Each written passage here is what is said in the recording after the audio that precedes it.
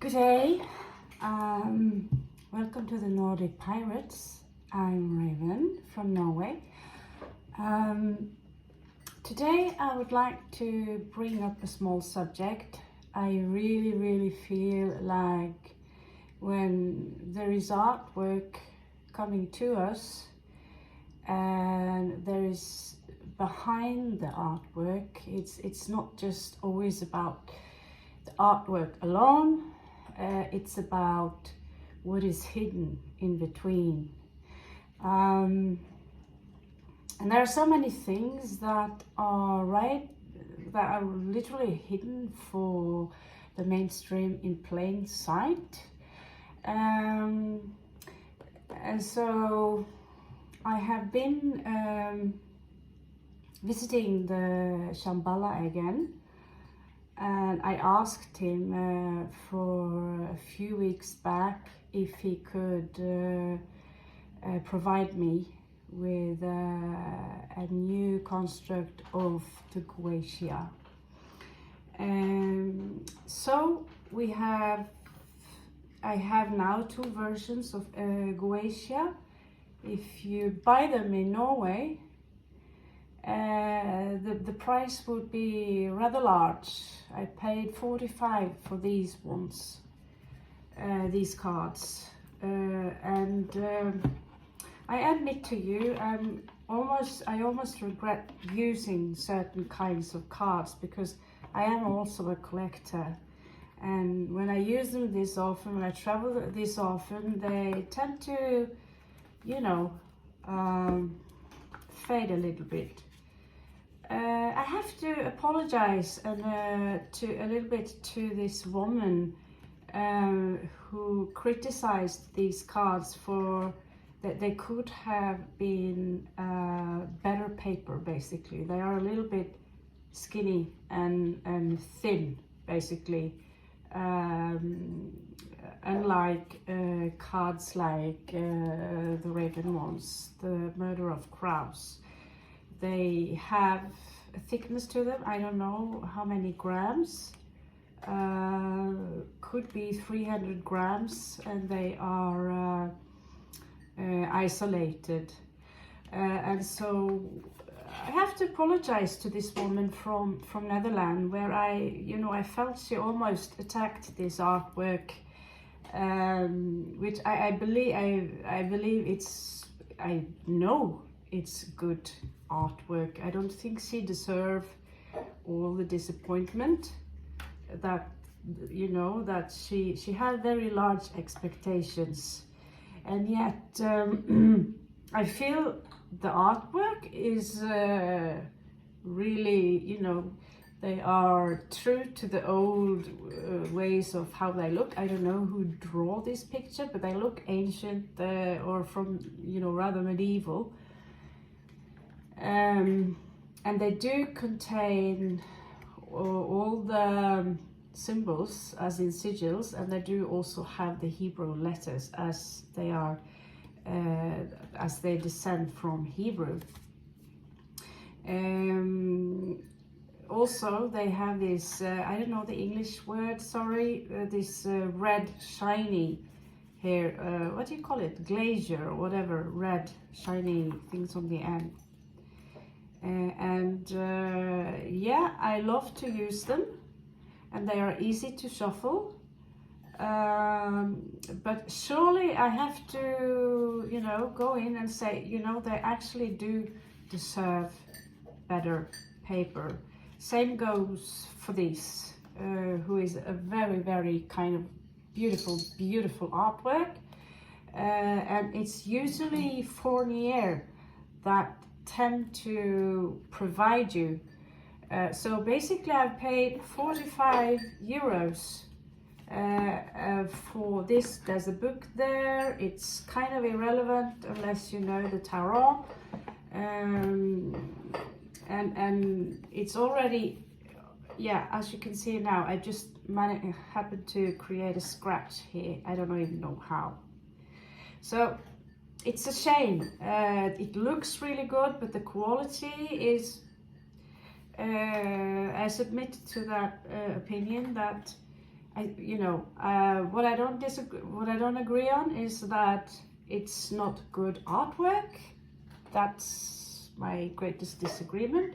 It's proportional, it's got the right, it's within the golden ratio, it got the correct symbols, and red and black, you gotta dig it.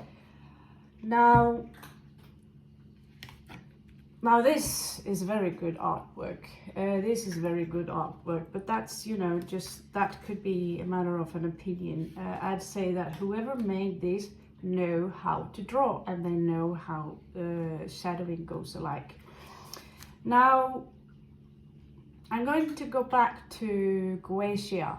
And who are Goetia? What is Goetia? They are known to be the 72 kings, demons, or princes from hell, according to the Bible. So it's rather scary to some of you. But I have to admit, when I put up this deck by Fabio Listrani, you have to go through Scarabo to get them. They are full of magic. And actually, when I pulled them up in the middle of the town where I was just sitting and staring, where I would attract people as usual, asking if I could read them and giving giving out my number. But truth to be told, I don't do cheap readings like that. When will your fortune come? When will your next husband come? Whatever. So these cards, however, they are one of those. They come in this collector box that are, for me now, more and more difficult to touch them and play with them. When you are working with tarot, you are in a position where you can invoke or work with invocations. The artwork is very visible. That is, a lot of it has been done on the computer, perhaps most of it. I'm old-fashioned. I prefer to work with ink, basically. But still, the artwork is very precise. It's within the golden ratio, and it's all black. You gotta love it. I could go through these as well, and I'd say that the artwork here is at least equal. Beautiful, beautiful equal, if not more. It is absolutely stunning, and it does not deserve from Fournier this cheap package. Now, when it comes to the Goetia cards, I'll go through them a little bit. There is something here that is very different from a regular deck, and that is when you read example, the Fool, which here would be represented by the spirit Valefur, number 6. So instead of being the Fool here, Aries energy, actually here it is actually Aries energy as well, but it also have Venus here. You would also see the card contain another symbol, which is the sigil here on top. So for you to work with this energy is completely possible. But I'd give you a warning regarding invocations. So here you have Andras, which would represent the Knight of Wands, which is usually Sagittarius energy, because it's immutable, which is represented by the Knight. But in this card, it's actually an owl, a hybrid human with wings, riding a hound, and it's actually Moon in Aquarius. So this makes the card very, very different, and I thank you, Carlos from Shambhala, to obtain this for me, because I don't have a proper address. I can't just order things, let's put it like that. Now, who are the Goetia? So the Goetia spirits would be opposing what we know to be the other 72 angels, or more literal, the 72 names and messengers of God. So El, literally meaning God, which is also a reference to the planet Saturn. So basically what many are not aware of is that the entire system is ruled by a death cult. Now the confusion here are angels are good and these demons are evil. Now we do know that females have been demonized. A lot of things have been demonized, and the way they're demonized today is through ridicule and through telling you what is real and what is not real. In the old days, you're all aware of the trial of Salem and 1666, where, you know, the hunting for witches started. So the Vatican are ruled by fear. However, they are themselves under the death cult, which is, well, you could call it my opinion, but according to my research, it's a death cult. So basically, black is a reference to the planet Saturn. L meaning Saturn. Don't take my word for it. You can see for yourself. Don't be afraid. Just have the knowledge and be respectful for it. So basically, what is happening here is that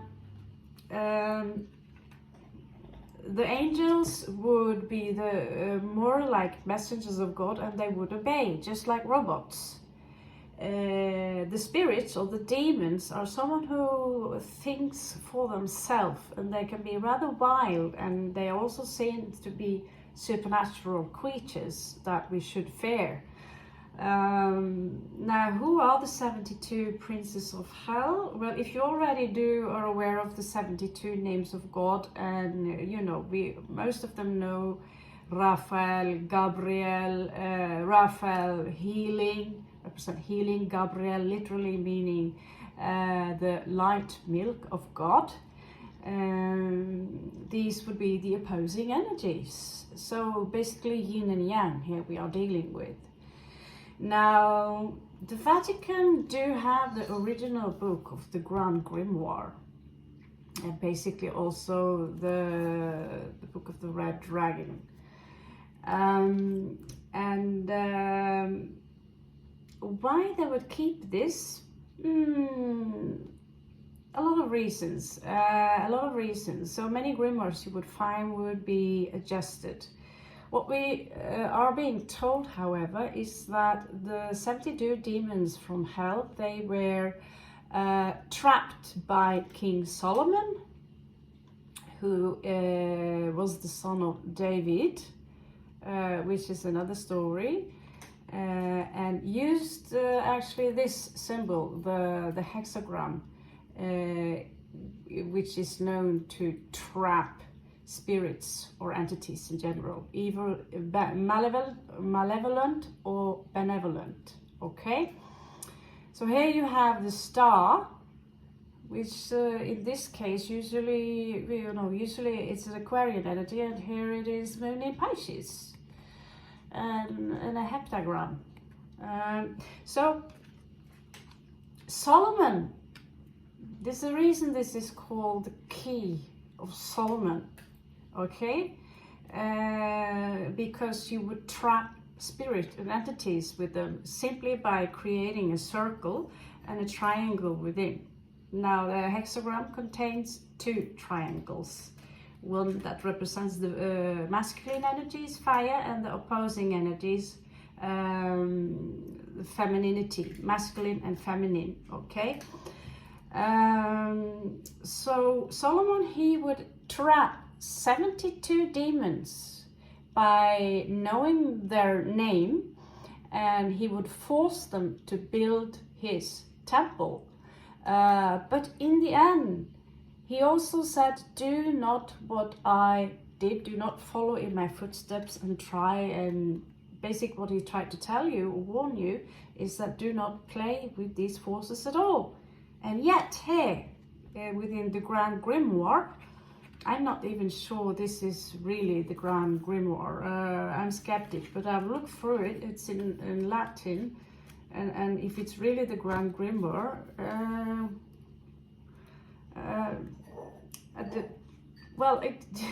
interesting edition Abraxas. That's another story. The artwork here is beautiful. It's stunning. But what's interesting here are really, here we have Björn, is how they have swapped the meaning. And interestingly enough, it's not necessarily an opposing planet, could be, but they have also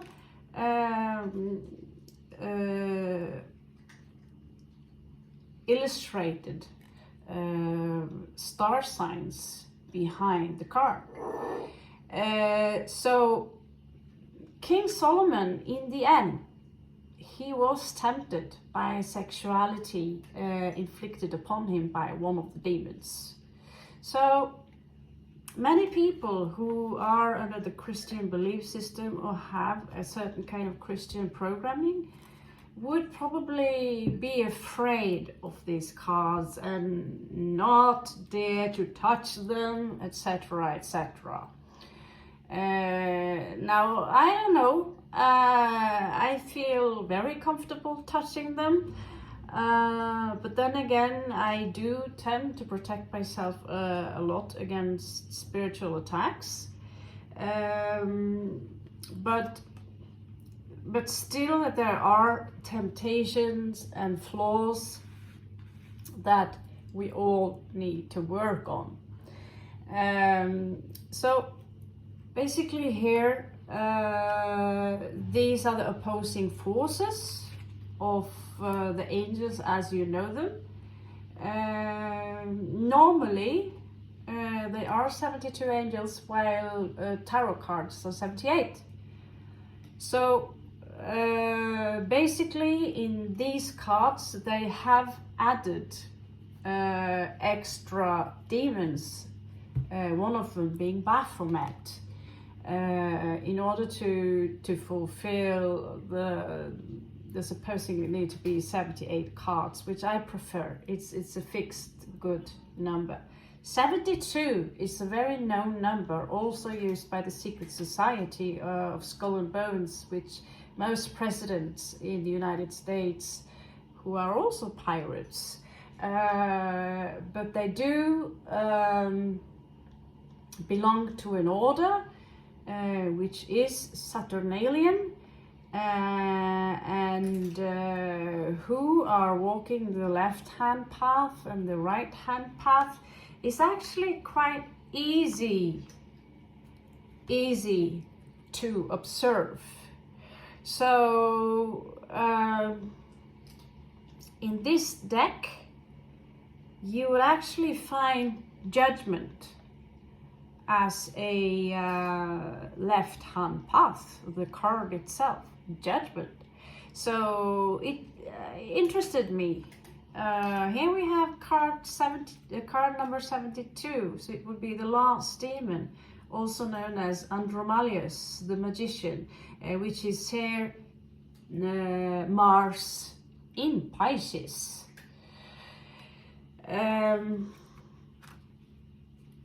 In general,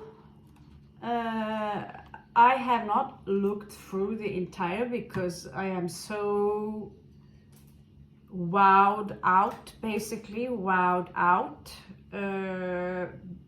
reading a little bit in the Grand Grimoire and invoke any of these demons, for me literally have no purpose, because when your mind is removing itself from beyond the needs and the favors these demons or spirits apparently can do for you, I'd rather work within chaos magic or simply become a yogi. to connect myself directly to the source. So the Grand Grimoire is probably the most evil and devious grimoire on earth. It has Hebrew origin, and I believe it's Kabbalistic of nature, and you will have to read all the names of God before you invoke the dark powers. Apparently Lucifer is something very dark, something very evil. Ironically, it is the planet Venus, and it's the carrier of light. It does have different meanings to it, however. Here we have the High Priestess, here also represented by Venus in Pisces. So, in conclusion, you know, using the cards to do a specific kind of reading, which I think we should. But use these cards with respect. Working with high magic is not easy. Aleister Crowley is known to be one of those who worked within high magic, but to obtain certain things that or ingredients in order to make these things work. We are talking about a dead skin. I mean, skin from a dead person. We are talking about child sacrifice. We are talking about shit and blood and things, wax coming out from your ears. So in the end, the demon, or if they are malevolent jinns, they will in the end deceive you, and you will just attract more, because you know, this is like a mosquito trying to make a cat do its bidding. Now, the mosquito have to be very smart in order to trap this being. Basically, the human mind and human brain is not there. So, beautiful artwork. High magic, interesting. I stick with chaos magic, and basically that's just doing your own thing. It should be called order magic, because you are creating chaos out from order, but from the knowledge and consciousness that you do obtain for yourself. So, in the end, what makes you think that Gabriel and Raphael and all these angels who are literally just doing God's bidding are as good as you think they are, when they are of Saturn, the planet that represents everything physical on this planet, which is L, basically. It's have a very dense energy. How can you really trust the Christianity construct at all? Very, very few people know the construct or idea of Jesus Christ, because they haven't been digging far enough in order to understand. But there are, without no doubt, higher energies, entities who have a benevolent energy, who are not really interfering in your life, in your free will, unless you want to work with them. So for me, I'd go as far as say an angel is a being who are benevolent, who have a high vibration, and it could even be a higher version of you. So for me, I think you know where I'm going with this. Why, instead of digging down to the source and get the information from source yourself, because you're always connected to the source. Everything else is a big illusion. So why would you go through a religion to feel safe unless you get the confirmation? And in the end, it is your belief, it is your dedication, because as long as you have benevolent intentions for what to do, I'm pretty sure the universe will adjust it for you, because in the end it is the language itself that is the trap. We are a lot of people here who are into Shivaism, which is by the way, a different story, or a different concept, but that has another touch to it. We are here opening up the Hindu religion.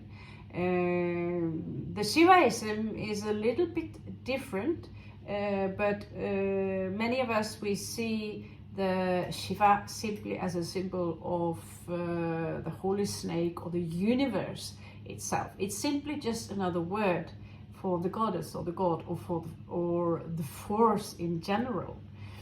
So for me, it's a little bit more neutral. I don't do any specific Hindu ritual, but there are certain things within the Hindu science that make sense to me, and therefore I would follow them as long as they have any sense to them. And same goes for Christianity and all religion, and I would rather call myself as pan-religious or spiritual in the belief system, and where I would pick a little bit from where I feel this is fitting, and basically deconstruct in order to construct something new. I am the Raven, and so I have spoken.